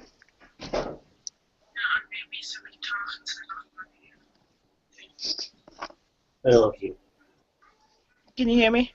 Yeah. I love you too. You like Danielle as a friend, don't you? Yes. I love you. I love you too. Which the first is that he has all the villains already on his ship, but I like the way he's actually going to go ahead and utilize them. That his greed is getting in the way, that he is going to let dangerous criminals go free just so he can go ahead and get what he wants. However, I'd still like to know a little bit more about his motive and what he's really after in the end game. Yeah, it's unlimited power, but is it for himself? Is it for somebody else? Does he want to conquer the world, conquer the galaxy? What is it he actually wants to go ahead and do? That has not so far been established. And really what he actually did with the villain as well, the villain can turn into this little flying claw, so he wants to use it to attract the Rangers to find out where their base is and to go ahead and ambush them, which is a smart thing to go ahead and do. Now, luckily that doesn't happen in this episode, simply because I always hate it where the villains always get to the base within like the first few episodes of the first movie or something like that. One of the problems I have with the first G.I. Joe film is that they attacked the pit way too soon. That I always felt that if you're going to attack the secret base, it should always be towards the end of the series, or enough time to establish this is our safe haven. Because if the Rangers believe that they're always safe there, and that is the case, but in the end, it comes back to bite them that they finally get attacked in their own home base, then I think it's a little bit more significant, as opposed to the villain always knows where the base is and they can attack it any time. Which is something that Rita always knew. She and Zed knew where the base was, but they never really attacked it. They did infiltrate it a couple of times, but it wasn't until, say, we got to Alien Rangers where they actually blew it up that, after 3 years of this being the safe haven, we finally, it's a dire consequence. We're not safe anywhere. But I like right now that we established that they are at least safe in the museum. Something else that's kind of brought up in this episode, which is interesting, is it's suggested there is no teleportation for either our heroes or our villains. We have where they're actually descending in the first episode through aircraft, according to the scanners, plus Sledge himself has built-in rocket packs, and the monster did not immediately teleport back up to the ship. He had to actually get in a small shuttle to go back up to the ship. So I like that we have not established teleportation in the series. I just wonder how long it's going to be until we violate that. And yes, I have said that we should have teleportation in the series because, well, we had it in Mighty Morphin, why don't we have it now? But I'm willing to go along with it. It seems to work just fine, at least in this episode. But again, I want to see how much longer we have until that is somehow violated. The basis of this episode also comes in with what's going on with Tyler and Chase. And it's that... What? I said, okay, Dad. It's typical, we form the team, now we have to learn to work together as a team. And it's done a little bit differently, where Tyler wants to go out and do something, but Chase is like, hey, you got to stay on the team, you can't go do this by yourself, but turns out Tyler was right. So, the whole dynamic there, it works, I think, for this episode. I think it was a little weak. I think we can play up the rivalry more. Well, not even a rivalry, but just kind of like this battle between Tyler and Chase. Because, the thing that I like that we have here with Shelby the Doctor is that they have conflict with one another. They don't particularly like one another. And if we had another conflict on the team, it might be a little bit too much, but I don't always like it when everybody gets together. As I've stated numerous times, one of the best things about Star Trek Deep Space... You okay? I'm just thinking about stuff. Yes, Mom. Which currently is my favorite Star Trek series, was the conflict between the characters that we had. And I'd like to see more of that in the Dino Charge Rangers. This series is not established for that. There isn't really supposed to be that kind of conflict. But nevertheless, I'd like to see a little bit more bickering and problems between our characters, just because it makes them a little bit more human.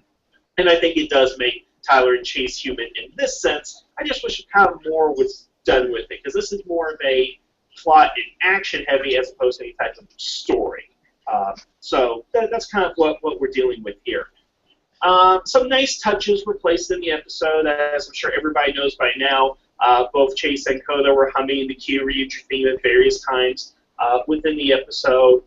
The action sequences, mixing in between Sentai and the American footage, worked pretty well, except you can see Japanese posters in the background, so there's that little issue right there.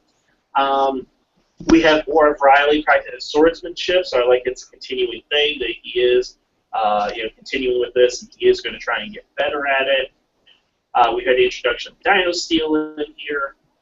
Okay, let's actually get to the major problem I have with this episode, where, again, it's not as good as the first two, but because of this, we just have all these questions that we just don't understand.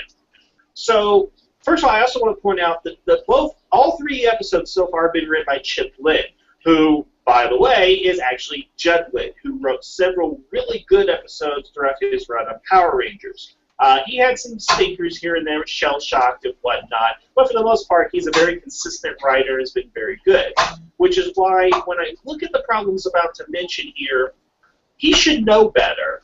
He's been working on the show for a very long time, and these are things that really...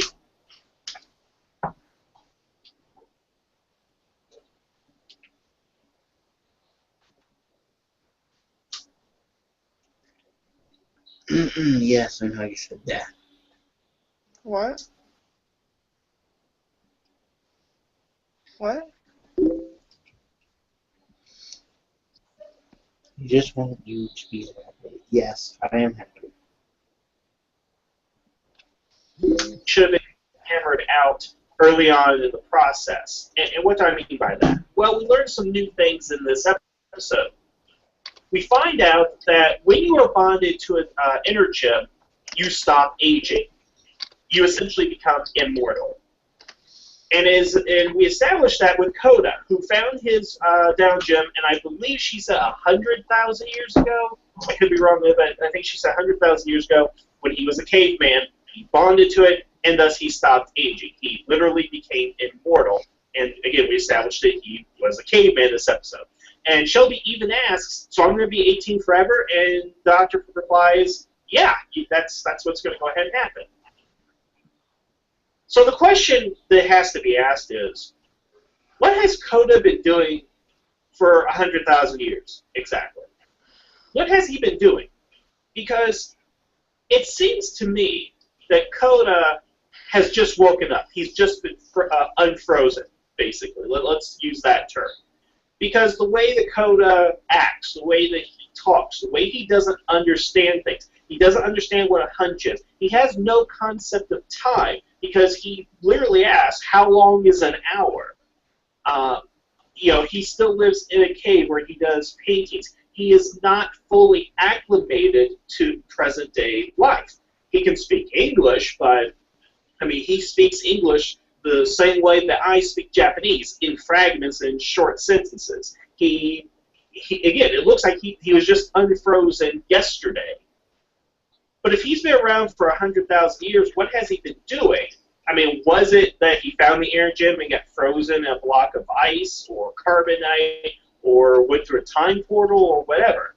Because if he's been around for 100,000 years, he should understand the concept of time. He should be able to speak perfect English and maybe multiple languages. How many times have we seen this in cartoons where we have, or in comics? We look at DC, for example, Vandal Savage and Ra's al Ghul. They've been around for hundreds of years. In Savage's case, it's thousands of years. And Savage, he tried to build empires. He tried to go ahead and take over the world. He kind of went crazy. Ra's al Ghul, the same way. He had some way to keep him alive, and he had world domination plans. So how is it that Coda himself has not done anything within this time to where he's still painting on cave walls and doesn't understand the concept of time? And here's something else you guys need to look at. There's a film called The Man from Earth, and that's about a guy who is immortal, and he's lived since he was a caveman, and he became a professor, and he learned to move around to different parts of the world. They mistook him for Jesus at one point. They talked about the backstory of what he'd been doing for that entire time. I want to know what Coda's been doing for 100,000 years that makes him the way he is, to where he doesn't understand time, he doesn't understand language, he doesn't know what a hunch is. I want to see what that is. And the thing is, Coda is my favorite Ranger right now, but I don't like what the writing staff is doing with him. Like, when the monster becomes big, he says, oh, monster big, like mammoth. And I'm like, okay, interesting that you would say that.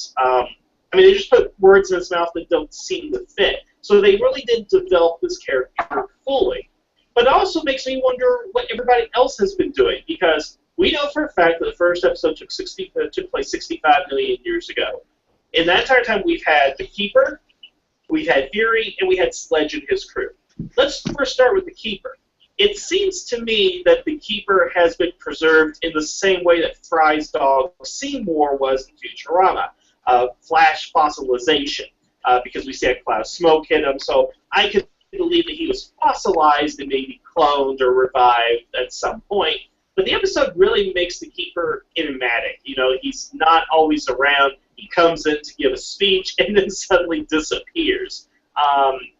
I'm not really liking the Keeper because he's not really involved with what's going on, and that's kind of bothersome problem. But again, he could have been fossilized this entire time, and he may have just been revived. So, you know, granted, that's probably what he's been doing for 65 million years. Sledge points out to Fury, you've been on Earth for 65 million years, and you haven't been able to steal one energem. I'm sorry, but that moves beyond incompetence. 10 energems protected by dinosaurs, and you had 65 million years to do this, and yet our Ranger characters stumble upon the energems by accident. Fury is completely incompetent. I do not have a good feeling about him. They're probably going to make him into the badass character, but they really need to explain what he's been doing for 65 million years. I mean, last we saw him, he was in an escape pod where the bomb went off and went straight down to Earth. Now, was he fossilized in the thing for 65 million years? Okay, did he go through a time warp? Was he frozen in the Ice Age? Whatever. There's got to be some explanation to what he's been doing this time. That makes sense. Yeah. Like, what have you been... Like, the whole setup for Dino Charge was... This took place... Like, the first scene in the first episode. Dinosaurs. What have you been doing? What have you been doing this entire time? You know? I don't know. It's kind of confusing, I guess. Entire time. Because, again, you cannot say 65 million years and you didn't get a single energem. Again, there's 10 of them. They were all dispersed within one location and you couldn't find them.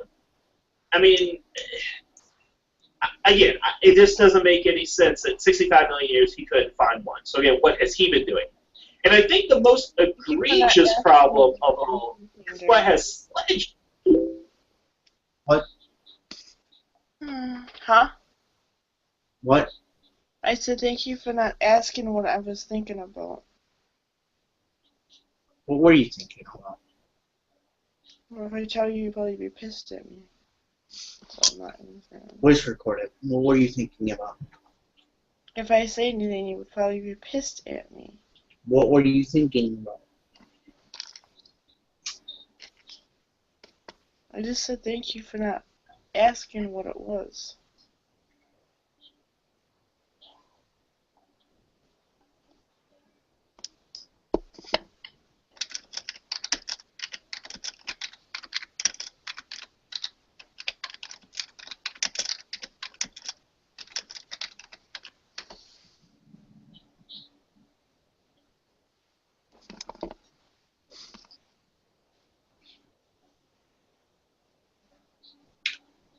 What were you thinking about? I was just thinking about us.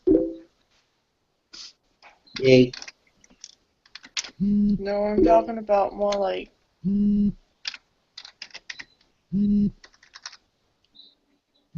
other things.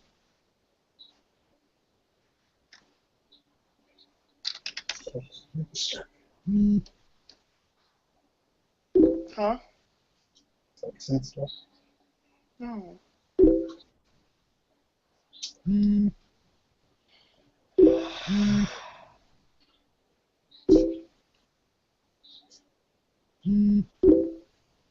That's sex stuff.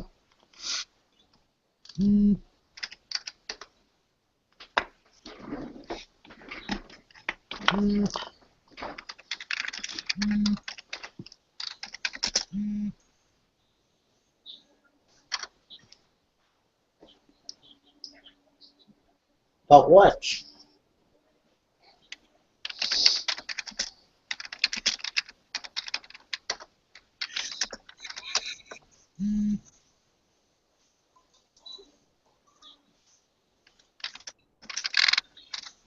What's the business about? I'm gonna be married to you. We're gonna be married to you. Kevin's gonna be eating those.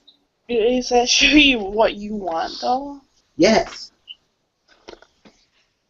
That you want to meet? You're that happy with me? You want to marry me, Dad? Yes.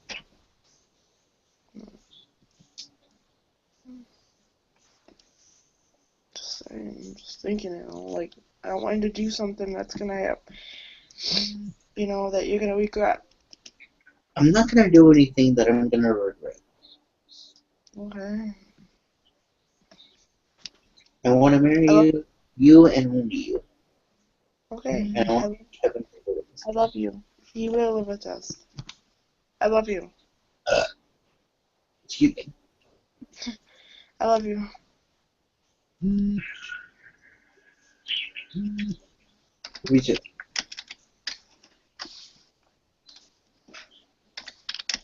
Love you too, baby.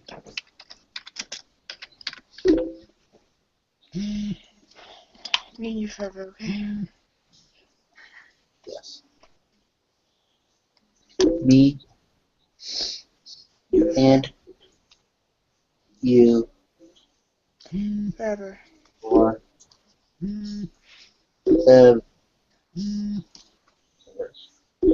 Yes.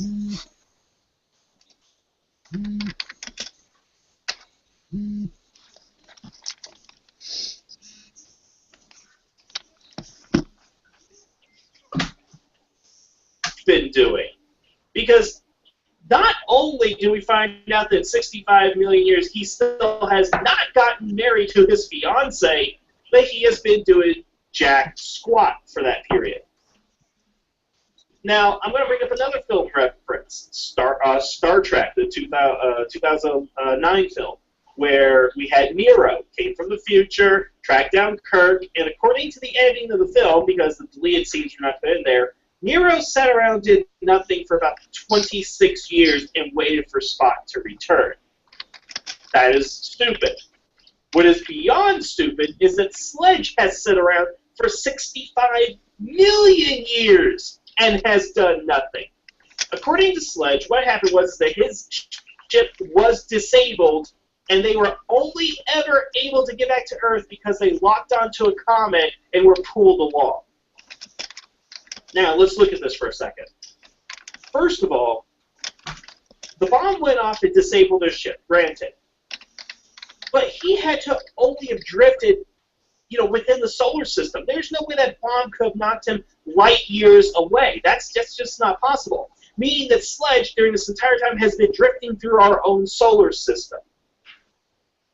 Then the fact is that he has been sitting there for 65 million years. Now tell me something. Is Sledge immortal? Because we've established with the ear gems you stop aging, but is he immortal?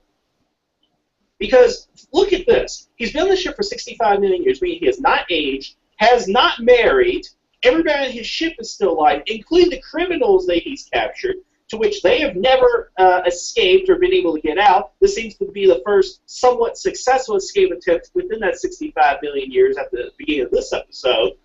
They've never ran out of food, their life support has never gone offline, the ship has not become disabled, and they could not repair the ship on their own. Apparently, they've never been able to send out distress signals, so no one's been able to come get them. Plus, also look at this.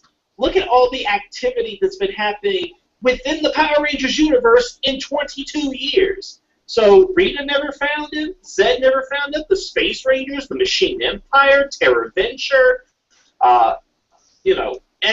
well, not SPD, but okay. So nobody who travels through our solar system has found Sledge's ship within 65 million years. And again, it must be in the solar system. There is no way that he was blasted off light years away. And if that is the case, again, we've had so many space agencies within Power Rangers and aliens and invading forces that have been around this entire time, and yet none of them have ever picked up Sledge.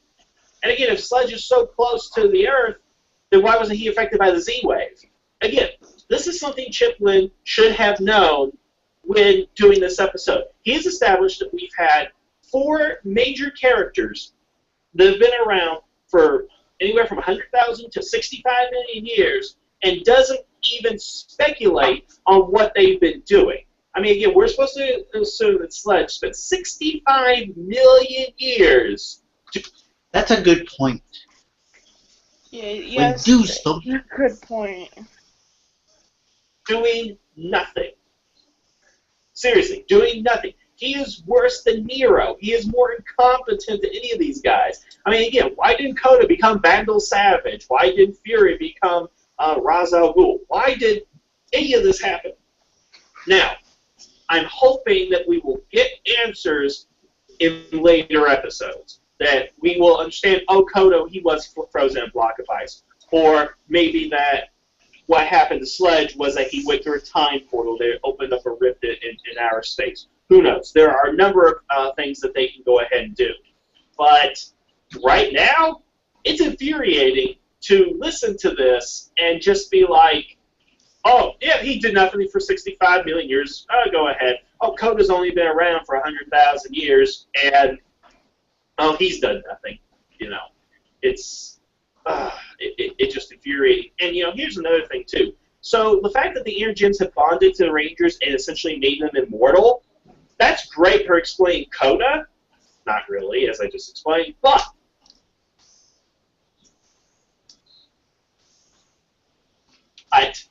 this will now become an issue for any future iteration of the Dino Charge Rangers. And what do I mean by that? Well, they're going to be on for 2 years, 40 episodes. If they keep the Energems and they're still bonded to them by series end, and recently, you know, a lot of Power Rangers, they don't lose their powers. They keep their powers at the end of any particular season.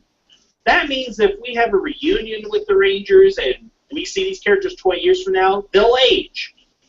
How are you going to explain that? You wrote yourself into a corner beyond just this season. So that tells me that by the end of the series, either A, they're going to no longer be connected to the Energems and continue to age normally, or B, they will have to write some sort of MacGuffin that allows them to age even when connected to the Energems. Which both options are rather lazy, and yeah, I'm not getting this. Again, Juglin is a much smarter writer than this. I want to know why we're just kind of rushing through, glazing over the important things. Oh, where's Sledge been 65 million years? Oh, he's been in space doing nothing. Okay, moving on. No, that doesn't work. You were a professional writer. You've been on Power Rangers for almost 2 decades now. You should do better than this. That being said, it's not that bad of an episode. If these questions were better answered, then again, it would be a better episode. So that's my only real complaint is just, again, the time between the dinosaur extinction and now needs to be fully explained at a later date, and I really hope they do that. Well, again, that's all I have to go ahead and say. I think I've ranted enough about that one, or those multiple points. The next time we will be back with Dino Charge Episode 4, and we'll see how much better it gets. Until then, have a good evening. The tavern is now closed. Okay. Okay, Darren, it is like 8:16. Yeah, I was gonna. I'm gonna do that. Good night to me, or are you gonna get a normal call? I'm gonna get on a normal call. Oh, okay. I'm gonna send Rhino the last Dino Charge review thing, and then I'm gonna do that on a normal call until Grandpa comes in. Okay, that's fine. Just asked.